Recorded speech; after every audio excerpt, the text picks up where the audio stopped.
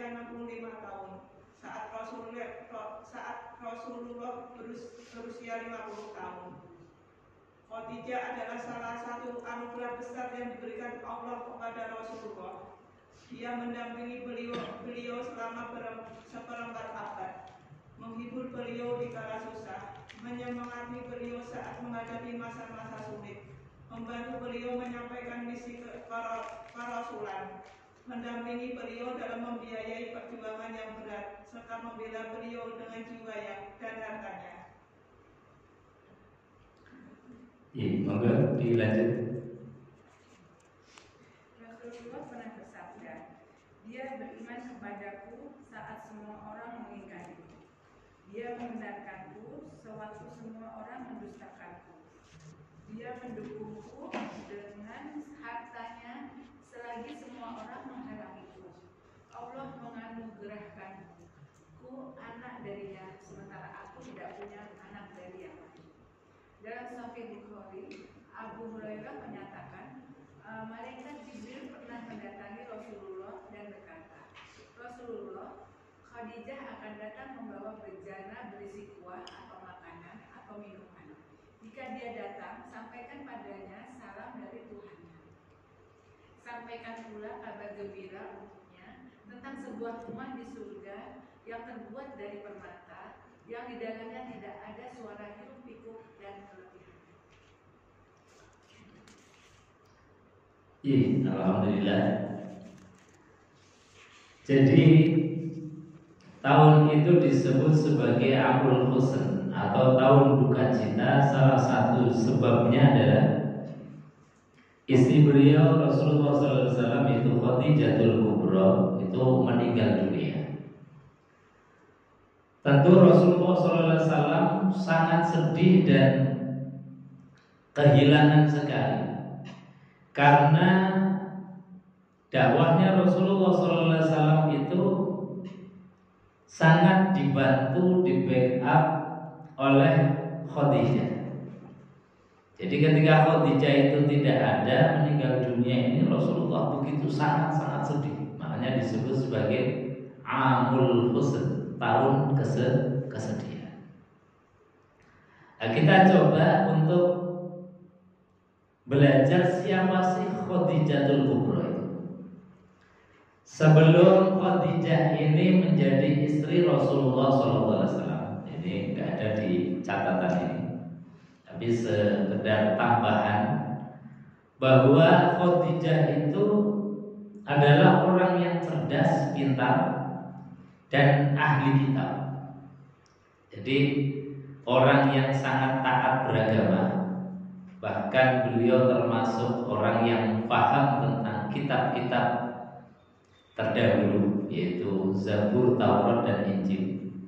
Karena beliau itu keponakannya seorang rahib ahli kitab namanya Waraqah bin Naufal.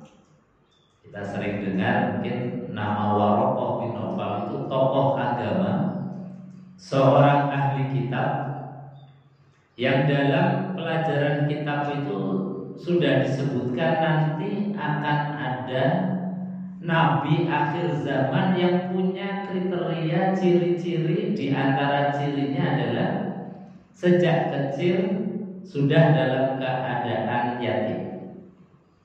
Kemudian dia itu punya perangai, punya sifat yang dikagumi oleh banyak orang. Karena apa?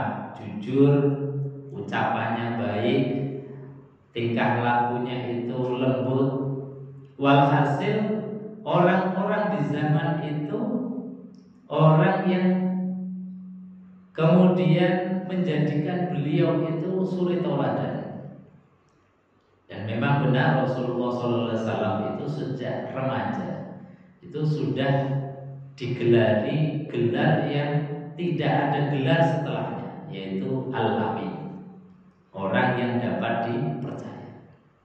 Dalam tarikh disebutkan Rasulullah SAW 13 tahun. Kalau 13 tahun ini, kalau usia-usia anak kita umuran SMP ya berarti.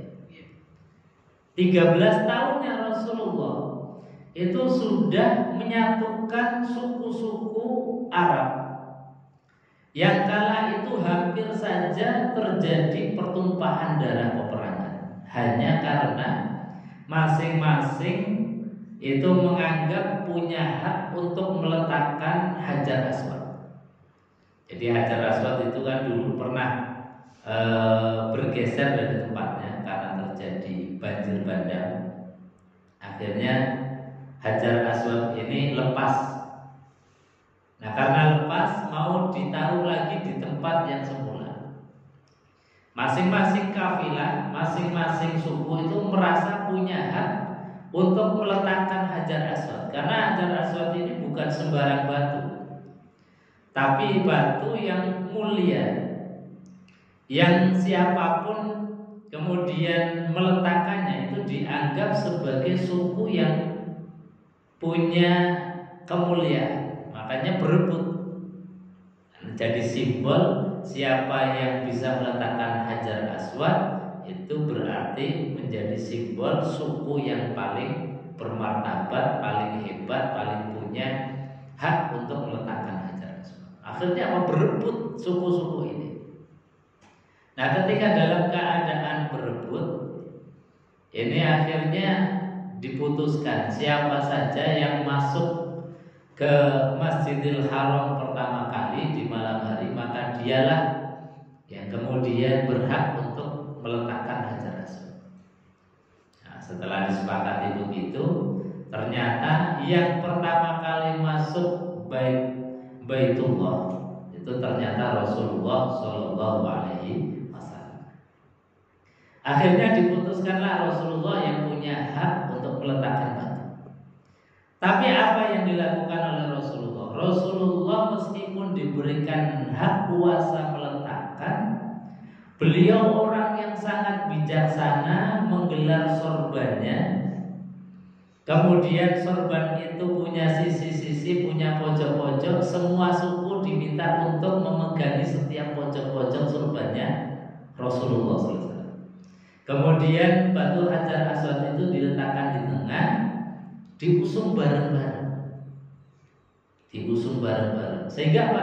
Kebijakannya Rasulullah SAW ini luar biasa diterima oleh semua kalangan, semua suku. Akhirnya mereka mengakui bahwa ini Muhammad itu betul-betul orang yang jujur, orang yang punya sifat bijaksana, orang yang dapat dipercaya, orang yang memang pantas untuk menjadi seorang pemimpin. Ini sebetulnya di kitab-kitab yang termasuk yang dibaca oleh Khadijah. Khadijah itu sudah tahu, makanya pengen sekali Khadijah meskipun di usianya yang ke-40 tahun dan Nabi Muhammad SAW itu usianya 25 tahun, pengen supaya beliau itu mendampingi sosok seorang Nabi dan seorang Rasul. Karena beliau tahu persis bahwa Muhammad ini pasti akan jadi nabi. Karena apa? Ciri-cirinya itu persis sama. Ciri-cirinya itu sama. Kenapa beliau tahu? Ya karena diajari oleh pamannya. Di dalam kitab itu disampaikan. Bahkan di dalam Quran itu disebutkan alladzina atainahumul kitab. Kata Quran mengatakan bahwasanya alladzina atainahumul kitab ya'rifunahu kama ya'rifuna abna'ahum. Ini Quran. Dan keterangan ini ada di kitab Zabur, ada di kitab Taurat, ada di kitab Injil. Makanya Khadijah itu tahu persis bahwa nanti akan ada nabi akhir zaman. Mereka orang-orang Yahudi, orang-orang Nasrani yang baca kitab itu ya'rifunahu, mengenal dia Muhammad. Padahal saat itu ya belum dilahirkan. Dan saat itu juga Nabi belum diangkat menjadi Rasul. Tapi mereka sudah tahu persis bahwa Nabi akhir zaman itu punya sifat-sifat yang mulia, sifat-sifat yang sangat luar biasa. Nah ini Khadijah. Makanya kemudian ketika Nabi Muhammad SAW itu menikah dengan Khadijah, Khadijah itu nunggu-nunggu, ini kok belum datang-datang juga ya wahyunya. Padahal secara ciri, secara apa namanya, ciri-cirinya, irhasul linubuwah, tanda-tanda kenabian itu sudah plek ada di pada diri Rasulullah Sallallahu Alaihi Wasallam. Jadi Khadijah itu nunggu dari tahun ke-25 atau 25 tahun Rasulullah sampai dengan umur 40. Itu kok belum ada tanda-tanda kenabian. Berarti nunggunya berapa tahun? 15 tahun. 25 menikah dengan Khadijah, baru diangkat menjadi Nabi dan Rasul umur 40. Jadi Khadijah nunggu kepastian, kok nggak diangkat-angkat jadi Rasul. Ketika Nabi Muhammad SAW kemudian akhirnya bertahanus memulai menyendiri, ini sudah senang. Khadijah ini sudah senang lah, kayaknya suamiku ini sudah mulai ada tanda-tanda.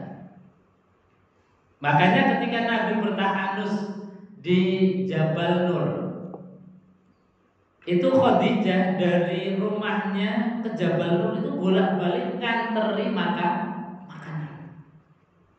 Padahal itu jaraknya sekitar 7 kilo.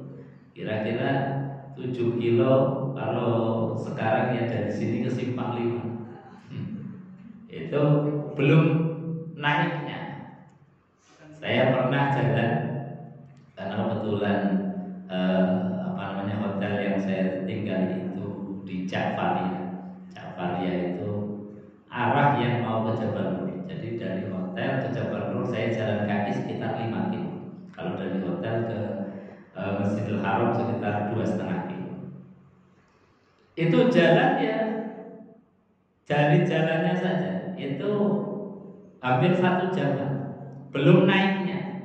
Naiknya itu sekitar ya 1,5 jam.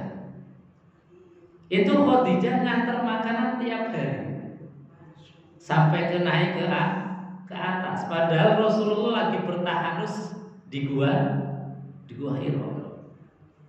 Bolak-balik. Karena apa? Saking senangnya suamiku ini sudah ada tanda-tanda kenabian.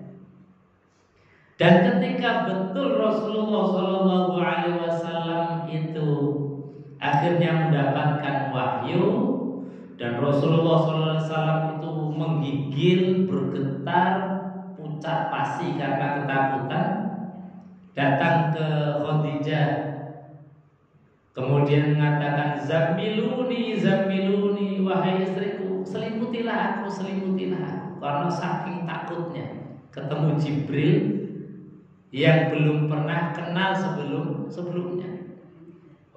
Belum pernah kenal, ditemui kan rasanya takut. Bahkan Rasulullah itu sampai pucat pasi, sampai keringat dinginnya itu keluar. Tapi apa Khadijah mendengar itu? Beliau sangat senang sekali. Karena apa? Oh, ini sudah datang. Khadijah itu nggak ikut panik.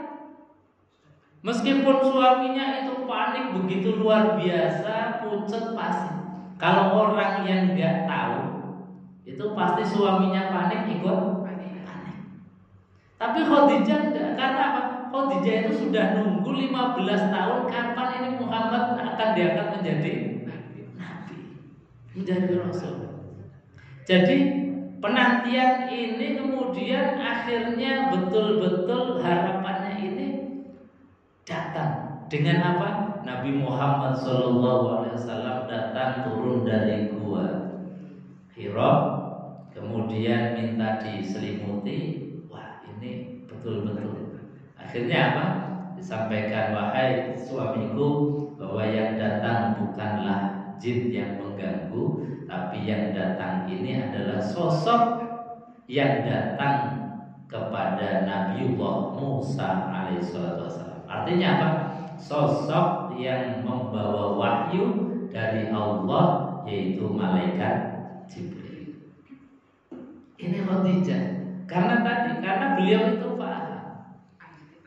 Jadi nggak ikut panik. Paham, kemudian beliau itu akhirnya menghibur Rasulullah SAW. Wahai suamiku, alhamdulillah, ini betul-betul engkau itu sekarang menjadi nabi dan rasul. Karena dalam kitab-kitab sebelum, yaitu Zabur, Taurat, dan Injil, engkau memang punya irhas, punya ciri-ciri kenabian yang tidak dimiliki oleh siapapun. Ini Rasulullah SAW. Jadi sekali lagi, Khadijah itu istri yang luar biasa cerdas, istri yang paham tentang kitab-kitab. Sehingga Rasulullah dalam keadaan takut, dalam keadaan gusar, dalam keadaan hatinya gundah gulana, Khadijah itu bisa meredam.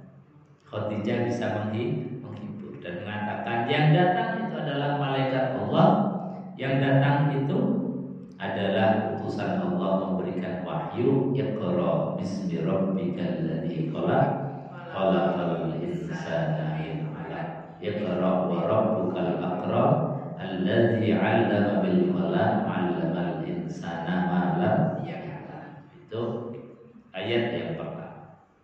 Wahyu yang pertama kali turun kepada Rasulullah SAW. Karena Khadijah ini paham, akhirnya dihiburlah Rasulullah. Sampai kemudian di ayat-ayat berikutnya turun berulang-ulang kali. Makanya Khadijah ini adalah orang yang pertama kali mengimani Rasulullah, bahwa Nabi Muhammad adalah nabi dan utusan Allah Subhanahu wa taala. Sebelum ada orang lain percaya, Khadijah sudah percaya. Sebelum ada orang lain beriman, Khadijah sudah beriman terlebih dahulu. Sebelum ada orang yang membantu, Khadijah sudah membantu perjuangan dakwah Rasulullah Shallallahu Alaihi Wasallam.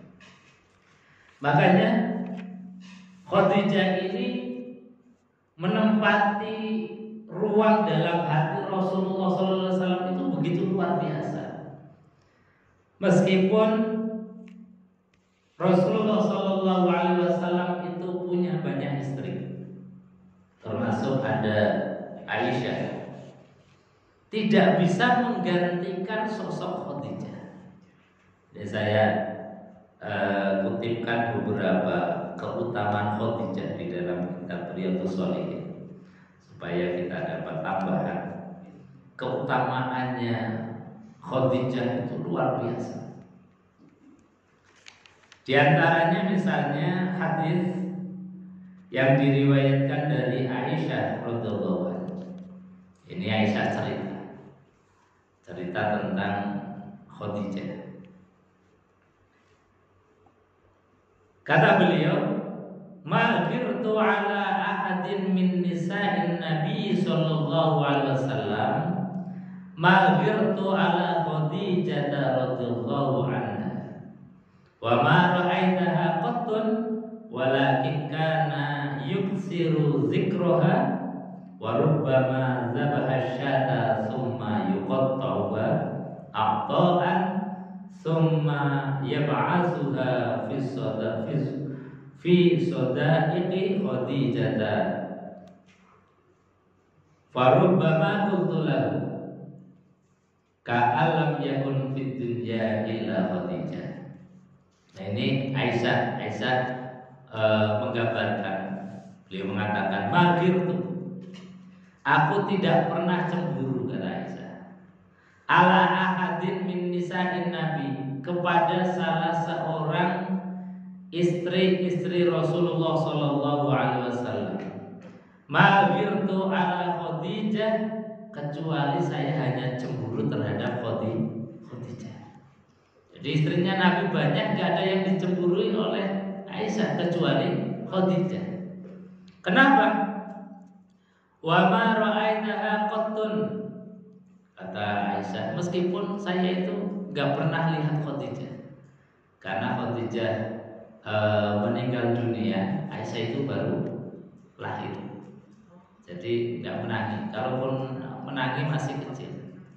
Jadi jaraknya itu jauh dengan Aisyah. Walakin kana yuksiru zikraha. Tetapi Nabi Shallallahu Alaihi Wasallam itu seringkali menyebut-nyebut Khadijah. Jadi sebentar-sebentar yang disebut Khadijah. Meskipun Khadijah sudah meninggal dunia, itu seringkali Nabi itu membanggakan Khadijah, menceritakan Khadijah. Wa rubbama zabaha syatan. Dan bukan hanya menyebut-nyebut tentang keutamaan tentang Khadijah. Bahkan Nabi Shallallahu Alaihi Wasallam sering kali, kata Aisyah, zabaha syata, menyembelih kambing. Kemudian apa? Summa yuqatta'uha aqda'a, memotong daging yang disembelih itu, kambing yang disembelih itu dibagikan kepada Sodaiqi Khadijah, teman-temannya Khadijah, keluarganya Khadijah. Jadi Khadijah sudah meninggal saja, itu Nabi SAW masih memberikan hadiah kepada teman-temannya Khadijah, kepada saudara-saudaranya Khadijah. Ya kalau bahasa sekarang, siapa sih yang gak cemburu? Wong orangnya sudah gak ada kok masih disebut. Orangnya sudah gak ada kok teman-temannya masih dikasih hadiah. Orangnya sudah meninggal dunia kok saudaranya masih diopeni. Ya pasti sangat cemburu. Dan ini sangat wajar. Aisyah itu enggak cemburu terhadap istri Rasulullah yang lain. Beliau hanya cemburu kepada Khadijah. Kenapa? Karena Rasulullah SAW sedikit-sedikit yang diceritakan Khadijah, dibanggakan Khadijah. Jadi istri yang lain termasuk Aisyah ya cemburu. Nah cemburunya ini cemburu yang dalam hal yang wajar. Fitrahnya manusia, fitrahnya seorang perempuan, kalau yang seperti ini ya cemburu. Jadi cemburu itu fitrah. Nabi pun nggak menghalang-halanginya. Dalam kesempatan lain misalnya, Aisyah itu cemburu berat. Karena apa? Nabi sedang berada di rumah beliau, di rumah Aisyah, karena sedang gilirannya di rumah Aisyah. Ada Hafsah, istri Rasulullah SAW yang lain itu ngirimi makanan, karena mungkin beliau lagi masak spesial daripada mungkin tak kirimi ke Rasulullah. Ketika makanan ini dikirim sampai ke rumahnya Aisyah, itu Aisyah cemburunya luar biasa. Makanan yang diberikan oleh tadi Hafsah ditumpahkan di depannya Rasulullah, padahal saat itu para sahabat sedang berkumpul. Apa kata Nabi? Udah biarin saja, ini Aisyah lagi cemburu. Jadi cemburu itu sesuatu fitrah, dan Nabi tidak menghalang-halangi. Nabi hanya sabar terhadap apa yang menjadi fitrahnya seorang perempuan, yaitu cemburu. Nabi nggak melarang. Andai kata Nabi melarang, ketika istrinya cemburu jadi berdosa. Padahal ini fitrah. Makanya kalau ibu-ibu ini kemudian cemburu, ya memang fitrah. Tinggal suami itu sabar terhadap cemburunya seorang istri. Itu Rasulullah SAW. Itu Rasul tokoh besar. Ada istri yang ngasih makanan ditumpahkan di depannya beliau, bahkan sahabat-sahabat lain itu melihat. Ini kalau suami gak sabar itu sudah gegeran, jadi ramai. Tapi karena Rasulullah SAW ini seorang pemimpin yang luar biasa dan tahu bahwa ini adalah memang cemburunya Aisyah, ya sudah dikatakan kepada sahabat, gak apa-apa, ini hanya cemburunya Aisyah. Hafsah yang sudah memberikan makanan, maka pahalanya tetap bagi beliau. Aisyah pun ketika dalam keadaan marah karena cemburu juga tidak mengapa, karena itu adalah fitrah. Inilah Rasulullah SAW di dalam mendidik istri-istrinya, juga mendidik kita sekalian. Jadi menempatkan sesuatu dengan proporsi. Kalau cemburu ya sudah diluapkan saja, tidak apa-apa. Tapi jangan kemudian mencari piring. Asal tidak membahayakan, kalau bahasanya cemburu enggak mengapa. Nah, termasuk Aisyah ini terhadap Khadijah. Kenapa cemburu? Ya tadi Nabi itu seringkali yusiru zikroha, menyebut-nyebut Khadijah, disebut terus. Dan kemudian suka menyembelih kambing dibagikan kepada temannya Khadijah, kepada saudaranya Khadijah. Farubama qulta, bahwa bahkan Aisyah itu sempat mengatakan ini kalimat yang mungkin kalimat kecemburuan ya, sehingga sampai mengucapkan kalimat ka'alam yakun fid dunya illa Khadijah. Ini dunia kok seakan-akan gak ada orang kecuali Khadijah. Saking jengkel. Jadi goyang-goyang gak ada istri lain, seperti gak ada orang lain kecuali hanya Khadijah. Karena apa? Nabi itu benar-benar Khadijah, yang diceritakan Khadijah, yang disebut-sebut Khadijah, yang dibanggakan Khadijah. Ya siapa sih yang tidak cemburu? Tapi sekali lagi cemburu itu adalah fitrah. Makanya Nabi gak melarang, sudah dibiarkan fitrah itu berjalan dengan semestinya. Andai kata Nabi melarang, itu ya bahaya. Karena fitrah kok dilarang. Ketika dilarang, maka konsekuensinya adalah ketika seorang perempuan atau siapapun cemburu akan menjadi dosa, karena sudah menjadi larangannya Rasul. Nah, ini Rasulullah SAW figur yang menjadi sentral, ucapan perilakunya Rasulullah menjadi hukum. Makanya Nabi membiarkan, bahkan mengatakan sudah nggak apa-apa, itu hanya cemburunya Aisyah. Jadi sampai mengatakan ka'alam yakun fid dunya illa Khadijah. Pokoknya dunia ini nggak ada orang kecuali Khadijah. Fa yaqulu innaha kanat wa kana li minha walad.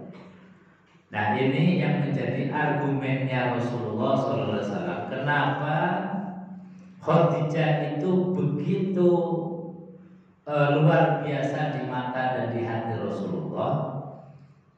Karena Khadijah innaha kanat, adalah Khadijah. Ini ada juga di tulisan ini, di halaman yang tadi dibaca. Wa kana li minha. Karena Khadijah itu dalam perilaku hidupnya, ya sukanya begitu. Ketika beliau masih hidup, sukanya berbagi hadiah, memberikan makan kepada teman-temannya, saudara-saudaranya. Karena Khadijah ini seorang saudagar yang kaya raya. Kekayaannya Khadijah itu disebutkan dalam sirah. Itu kalau dikonversi dengan kekayaan Mekah kala itu sepertiga kekayaan Mekah milik Khadijah. Kekayaan satu. Jadi orang kaya raya luar biasa yang lomo, suka berbagi, suka memberikan hadiah kepada teman, kolega, saudara. Maka kata Rasulullah, ketika Khadijah sudah meninggal dunia pun kebiasaan itu tetap aku hidupkan. Ya, ini menjadi pelajaran bagi kita. Kalau kita punya misalnya orang tua atau suami atau saudara yang ketika hidupnya itu sukanya berbuat baik dan beliau sudah meninggal dunia, cara menghidupkan kebaikan dari orang yang sudah meninggal dunia adalah meneruskan kebaikannya. Misal orang tua kita dulu semasa hidup itu suka bersedekah, suka memberi hadiah, suka silaturahmi. Nah, kita biasakan ittiba kepada orang tua kita. Maka ketika kita melakukan hal yang sama yang dilakukan oleh orang tua dalam hal kebaikan, itu sama saja seperti orang tua kita itu beramal semasa hidup. Tapi kalau kebaikan orang tua kita itu kita kemudian abaikan, kebaikan orang tua tidak kita lestarikan, itu berarti sudah mandek kebaikannya. Makanya disebutkan di dalam sebuah hadis bahwa seorang anak cucu Adam ketika meninggal dunia itu terputus amalnya illa salah kecuali 3 perkara, yaitu apa? Shadaqatun jariyah, ilmun yuntafa'u bih, waladun sholihun yad'ulah. Jadi kalau kita itu bersedekah meneruskan kebaikan orang tua kita, itu sama seperti orang tua itu bersedekah semasa hidupnya. Nah, ini diantara cara berbuat baik kepada orang tua yang sudah meninggal dunia adalah meneruskan kebaikannya meskipun beliau sudah meninggal dunia. Ini seperti Khadijah sudah meninggal dunia tetapi diteruskan oleh Rasulullah. Maka jawabannya kenapa saya sebut Khadijah? Sedikit-sedikit Khadijah, innaha kanat wa kana li minha walad.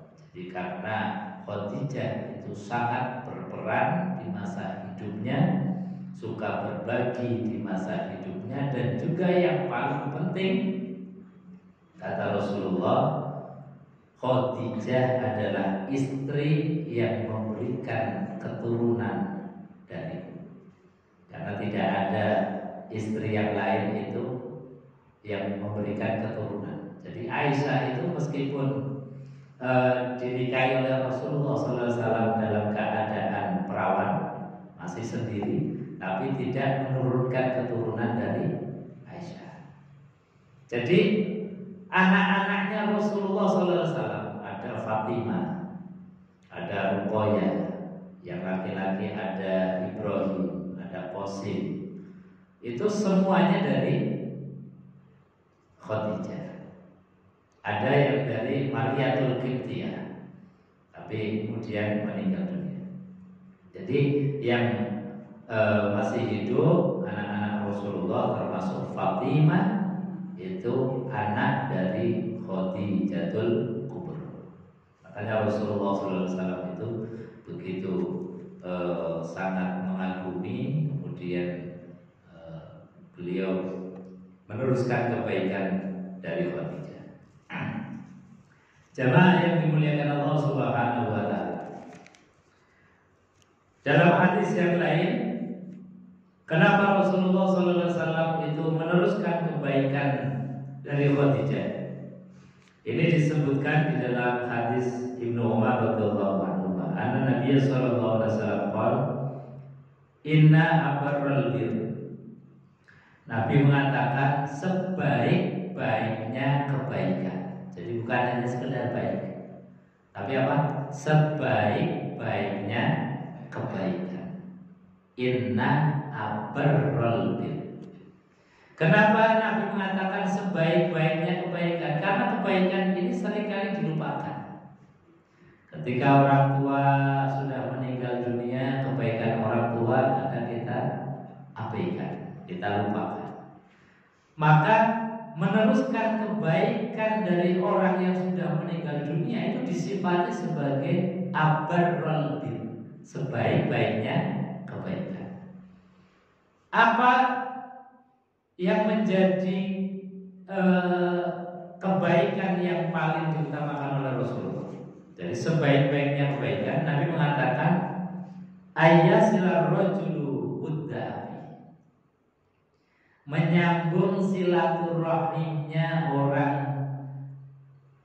yang sudah meninggal dunia, atau silaturahimnya kita terhadap kerabat saudaranya orang yang sudah meninggal dunia.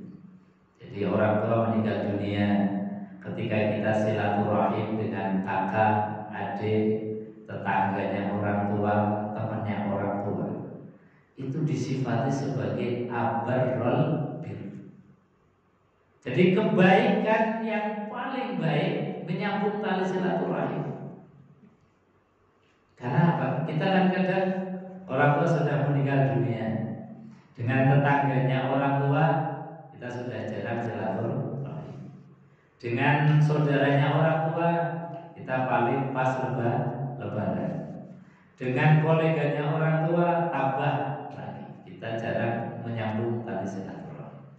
Maka menyambung tali silaturahim itu tadi distimulus oleh Rasulullah, diberikan motivasi oleh Rasulullah. Ini sebetulnya kebaikan yang paling baik. Abarrul bir, sebaik-baiknya kebaikan. Makanya Nabi tadi, Khadijah sudah meninggal dunia, cara menyambung kebaikannya gimana? Kasih hadiah terhadap temannya Khadijah, kasih hadiah terhadap saudaranya Khadijah, kasih hadiah terhadap koleganya Khadijah. Ini menyambung tali silaturahim. Maka ini disebut sebagai abarrul bir. Jamaah yang dimuliakan Allah Subhanahu wa taala, ini masih banyak hadis-hadis yang menjelaskan tentang keutamaan Khadijah. Mungkin sebelum kita lanjutkan, ada yang mau ditanyakan dulu, monggo barangkali ada, atau mau ditambahkan? Iya, monggo.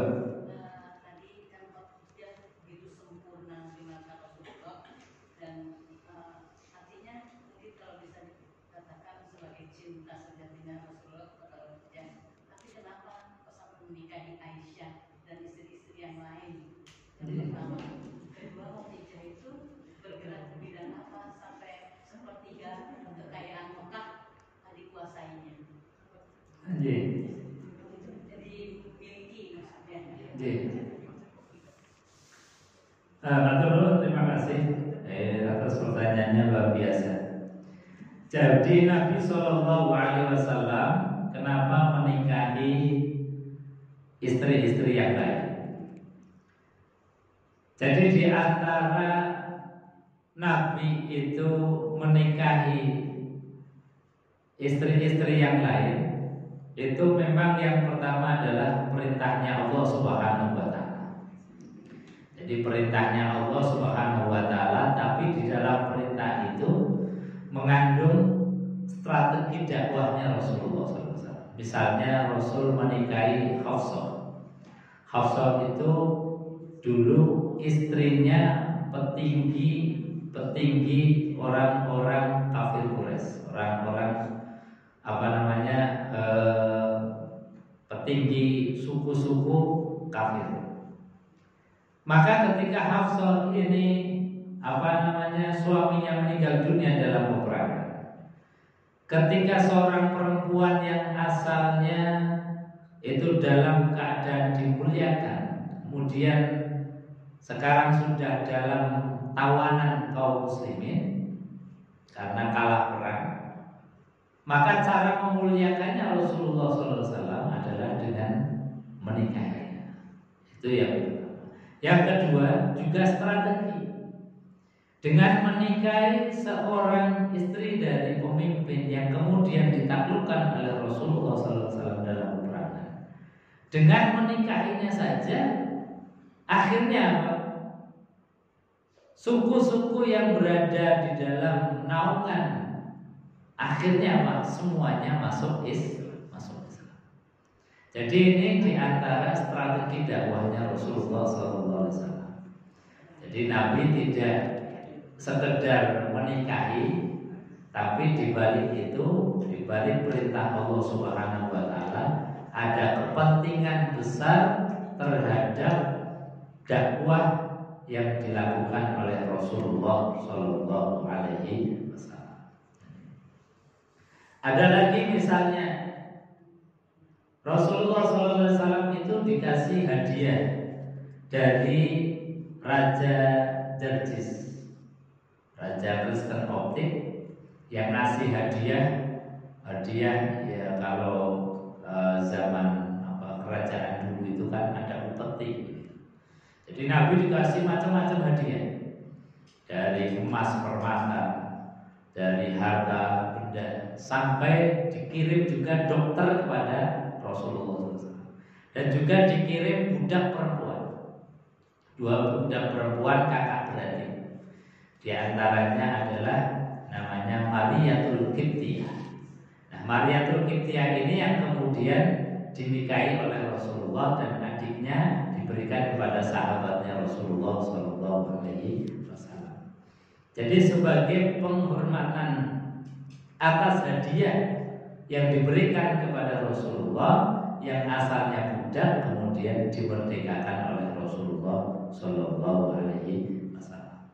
Ini Rasulullah. Jadi Nabi melakukan poligami atau menikah dengan istri-istri yang lain tadi dalam rangka karena memang ini adalah perintah Allah, tapi di balik perintah Allah juga ada strategi yang Allah inginkan supaya dakwahnya Rasulullah SAW itu semakin melebar. Ini semakin jamaah yang dimuliakan Allah Subhanahu Wa Taala. Itu yang pertama. Yang kedua, bahwa kekayaan Khadijah itu saudagar yang luar biasa. Jadi perniagaannya Khadijah itu sampai antar negara. Khadijah itu kan menetap di Mekah. Itu perniagaannya itu sudah sampai ke Syam. Syam itu sudah Palestina. Sampai ketika Nabi itu remaja, itu kan beliau karyawannya Khadijah asalnya. Diutus oleh Khadijah untuk berniaga, membawa perniagaan yang begitu sangat banyak, didampingi dengan seorang yang namanya Maisarah. Maisarah itu laki-laki bukan perempuan. Jadi Maisarah itu nama laki-laki bukan perempuan. Ya, biasanya kalau kita Maisarah itu perempuan, Maisarah itu laki-laki. Itu sama karyawan juga bersama Nabi Muhammad SAW, diutus oleh Khadijah untuk berniaga membawa perdagangannya diekspor ke Syam. Nanti dari Syam juga membawa barang dagangan lagi dibawa ke Mekah. Selama beliau itu menjadi istilahnya dalam tanda kutip karyawannya, itu memang luar biasa. Perniagaan Khadijah itu tambah luar biasa. Yang sebelumnya juga sudah sangat kaya raya, tapi ketika dipegang oleh Rasulullah itu perniagaannya luar biasa. Karena Nabi itu sangat jujur, tidak pernah kemudian menilep atau makan yang tidak haknya. Jadi tidak pernah mengkorupsi dari apa yang bukan menjadi haknya. Disampaikan kepada Khadijah, sehingga Khadijah itu ya tadi sangat senang sekali dengan perilakunya Rasulullah SAW. Jadi perniagaannya Khadijah itu sejak beliau itu, bahkan beliau kaya itu bukan hanya dari beliau, tapi memang dari keturunan-keturunan beliau itu sudah termasuk orang-orang yang kaya. Jadi sampai kekayaannya tadi kalau dikonversi itu sekitar sepertiga dari Mekah itu milik dari Khadijah. Itu Khadijah yang memang seorang saudagar yang kaya raya. Jadi sejak muda itu sudah muhibah, sudah menjadi orang yang berniaga sampai ke luar negeri, mengekspor dan mengimpor barang dari luar daerah. J. Untuk barang-barangnya, karena Mekah itu kan sejak dulu itu sudah menjadi pusat kunjungan, sudah ada Ka'bah, sehingga barang-barang niaganya itu dalam sirah itu ya ada tekstil, ada malah disebut sebagai kapur barus. Yang kapur barus itu sebetulnya kan produk Indonesia dari barus, dari Sumatera. Jadi produk-produk Nusantara termasuk seperti kapur barus itu sudah sampai ke Arab, sudah sampai ke Mekah. Dan itu produk-produk yang diperdagangkan oleh Khadijah. Jadi ada tekstil, ada logistik, kurma dan lain sebagainya. Dan juga